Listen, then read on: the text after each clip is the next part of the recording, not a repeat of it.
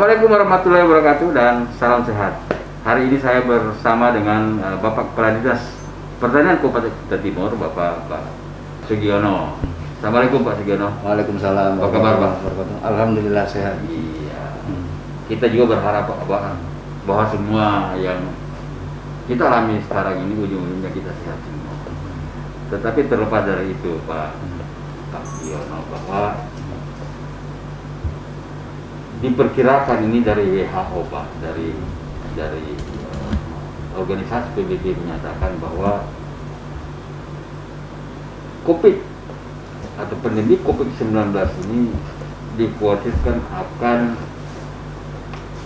mendatangkan sekitar 1 miliar manusia yang terdampak akibat kelangkaan pangan di dunia. Kita tidak bicara dunia, kita bicara Kutai Timur. Sampai sejauh mana Pak kesiapan kita di Kutai Timur menghadapi kelangkaan pangan ini terkait dengan adanya COVID-19? Oke, baik.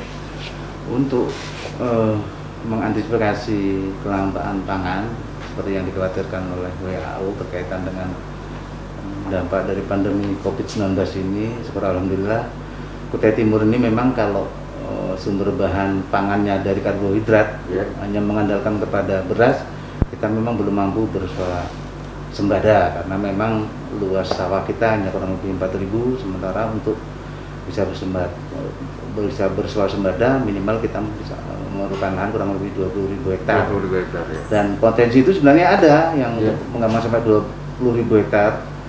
Contoh kita punya lahan di Kecamatan Merancalong, itu sudah disurvei oleh Kementerian PUPR. Ada potensi untuk pengembangan sawah kurang lebih 16.000 hektar. Di Merancalong? Di Merancalong, antara Merancalong sampai desa senior. Dan itu sangat berpotensi sekali karena untuk pengiraannya kan tersedia sungai yang sepanjang tahun tidak pernah kering. Betul. Teknologi yang dikembangkan oleh Kementerian Pertanian dengan program serasi, selamatkan rawa dan sejahterakan petani, itu sudah diuji coba di 2 provinsi, di Sumatera Selatan, khususnya di Kabupaten Banyuasin dan di Provinsi Kalimantan Selatan, yang tersebar di beberapa kabupaten. Saya juga sudah hadir pada waktu pencanangan Hari Pangan Sedunia tahun 2018, itu di Kabupaten Barito Kuala, tempatnya di desa, lupa nama desanya. Itu rawa yang sejak bumi diciptakan tidak pernah diolah oleh manusia, karena airnya dalam dan sebagainya. Tapi dengan teknologi yang dikembangkan oleh Kementerian Pertanian itu bisa dirubah menjadi sawah. Nah, terinspirasi oleh itulah Kutai Timur masih memungkinkan untuk bisa swasembada, tinggal nanti di tahun 2021 dan seterusnya bagaimana lahan yang 16.000 ini bisa kita buka menjadi lahan persawahan. Kita bisa mengajukan sumber pembiayaan dari Kementerian Pertanian lewat Dirjen PSP maupun dari Dinas Pertanian Provinsi, kemudian dari kabupaten kota yang lebih penting lagi. Tetapi berdasarkan hasil penelitian sebenarnya sumber karbohidrat itu tidak cuma di beras, justru ada tanaman umbi-umbian yang itu lebih sehat. Betul. Nah, karena mayoritas di Kutai Timur ini lahannya lahan kering, kita punya prospek yang cerah untuk pengembangan lahan kering dengan tanaman umbi-umbian, karena ini lebih relatif sehat. Betul. Kalorinya rendah, kadar gula rendah, kemudian tanaman jagung juga memungkinkan bisa tumbuh dan di beberapa tempat bisa berkembang. Apalagi kemarin Bapak Bupati tanpa ada instruksi dari pusat, provinsi maupun dari mana, beliau sudah punya ide dan gagasan sendiri melakukan bahan pangan pengganti beras ini. Saya yakin Kutai Timur siap untuk menghadapi dampak pandemi ini yang kita tidak tahu kapan akan berakhirnya. Tapi dengan pemahaman dan pendampingan yang para penyuluh, memberikan pengertian kepada masyarakat yang ada di tingkat desa selaku pelaku utama dalam proses budidaya tanaman, insya Allah ini bisa terlaksana dan cadangan pangan minimal di tingkat rumah tangga sudah bisa tersedia. Ini Pak, kemarin sudah ada kecamatan yang melakukan itu, Kecamatan Karangan misalnya. Apakah di 18 kecamatan dan 140 sekian desa itu sudah mulai berjalan programnya di Tenang Kabupaten ini? Kalau untuk tingkat kecamatan hampir 90% sudah. Iya. Dan saya juga tidak menyangka luasannya itu melebihi dari yang ternyata di kabupaten kota. Artinya apa ini?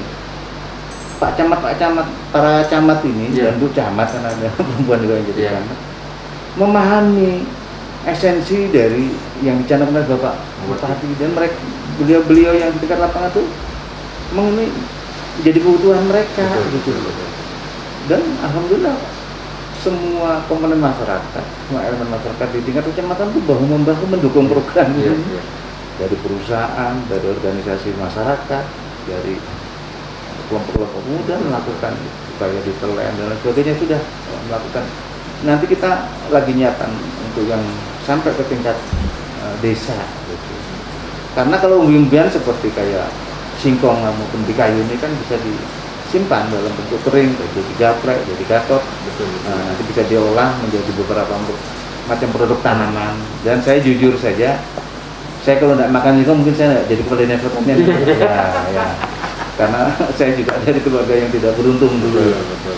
Sampai kulit singkongnya itu pun bisa kami olah jadi sayuran, Pak. Yang namanya jambal di pas kulit arinya. Jadi ide Pak Bupati itu luar biasa. Iya, jadi COVID ini membawa hikmah sebenarnya, membawa hikmah bagi daerah-daerah yang memiliki potensi lahannya bisa dikembangkan. Nah, apa yang Bapak katakan bahwa gagasan ini bagus, ide dari Bupati Kutai Timur ini bagus. Sebaiknya mungkin memang bahwa mudah-mudahan COVID ini segera berakhir, Bang. Dan kemudian program ini jangan berakhir juga. Kalau perlu ditambah semakin ke sana, program ini semakin dimatangkan sebagai bisa menjadi program kabupaten yang betul-betul bisa menyiapkan bahan pangan yang ada di Kabupaten Kutai Timur. Selain tadi yang Bapak katakan bahwa di daerah Murahan Calong ada lahan yang bisa dikembangkan sebagai lahan pertanian.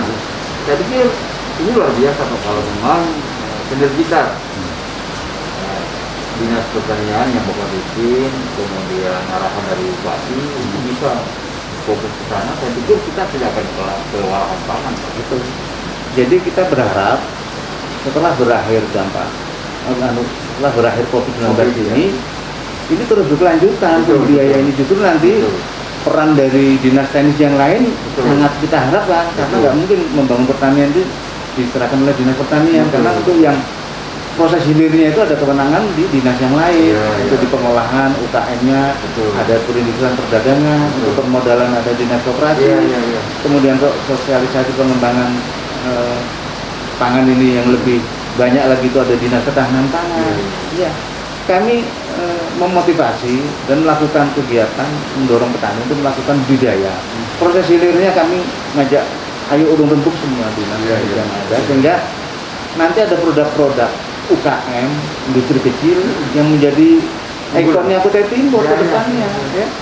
Contoh kan kita sudah ada pemuda tani kita yang di desa Kadungan Jaya, Pak Prianto, sudah mampu membuat tepung mokap yang bahan dasarnya dari singkong. Dari mokap itu dia bisa olah jadi amplang dan lain sebagainya, itu kan luar biasa. Dan bisa diekspor. Betul. Kemudian untuk yang pisang kita tahu sudah kita ekspor ke Malaysia.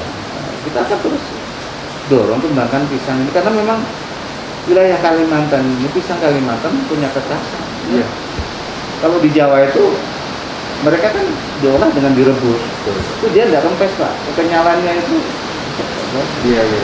Jadi saya yakin dan percaya ada hikmah di balik wabah ini yang diberikan oleh Allah Subhanahu wa Ta'ala. Hanya kita selama ini nggak ngerti dengan ini, akhirnya kita menjadi kreatif gitu.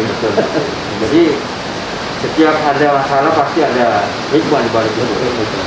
Nah, mudah-mudahan kita berharap sih Pak, supaya Kabupaten Kutai Timur ini betul-betul tidak hanya mengandalkan sektor pertambangan, minyak dan gas, tetapi sebenarnya sektor pertanian ya sebagai sektor unggulan kita sebenarnya.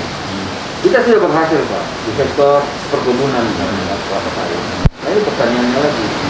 Bahkan seandainya bisa diulang, direving lagi aturan daripada perkebunan itu, mereka misalnya mendapatkan 20.000 hektar, mengeluarkan 1% aja untuk sawah, itu 200 hektar, dan itu sudah bisa menghidupi satu area penting itu, karyawannya sendiri.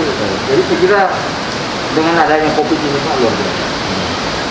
Kemudian program-program selain tadi penceramah yang dilakukan Bupati Pak, terkait pemanfaatan lahan dan keterangan, kemudian program-program yang sudah jalan itu sana apa itu? Kita yang pertama pengembangan yang padi sawah itu yang tersebar di sentranya itu memang Kaubun dengan Pulau Baru dan Sangat, tetapi di Kaliurang, di Teluk Landan, di Bengalon juga banyak. Sudah jalan. Sampai Sangatta Selatan yang dekat ibu kota ini juga semangat untuk budidaya tanaman padi sawah jalan ini. Di beberapa tempat sudah melakukan penanaman. Kemudian yang kedua, saya jujur sasaran saya di hortik dan peternakan. Hortik ini karena kita lahan kering kita luas, kita punya potensi untuk pengembangan tanaman buah-buahan yang punya nilai ekonomis tinggi. Sebelum menerima program itu, saya belajar dulu Pak tentang lengkeng ini. Ke ahlinya saya ke Magelang, penangkap bibit budidaya lengkeng yang berhasil, seorang Babinsa. Bayangkan tanam sampai panen itu 4 tahun kan panen. 1 hektar 1 tahun bisa menghasilkan 400 juta 1 hektar kebun lengkeng gitu. Biasa Pak. Ya ini yang akan kita dorong terus. Kemudian selain lengkeng juga pisang yang pasarnya sudah ada. Pasar lokal pun tersedia sampai Pulau Jawa Timur pun minta ke kita. Tapi karena luasan kita yang masih terbatas, semua bisa kita memenuhi. Kalau ekspor sudahnya kita sudah berbatas melakukan ekspor. Kemudian yang selanjutnya cara berpikir saya, pertanian ini pakai tanaman-tanaman penuh itu tidak akan mampu memberikan hasil yang optimal kalau nggak ada dukungan dari sektor peternakan, khususnya untuk penyediaan pupuk komposnya gitu. Karena kalau kita pelihara ternak, komposnya bisa kita manfaatkan, bisa mengurangi kos untuk pembelian pupuk dan teknologi untuk pembuatan kompos. Oke, baik Pak Sugiono. Nah, nanti kita berbincang lagi. Mudah-mudahan kita berharap Pak, kita berdoa bahwa COVID-19 ini berakhir sehingga kita bisa bangkit lagi. Baik Pak, makasih Pak. Assalamualaikum warahmatullahi wabarakatuh. Waalaikumsalam warahmatullahi wabarakatuh.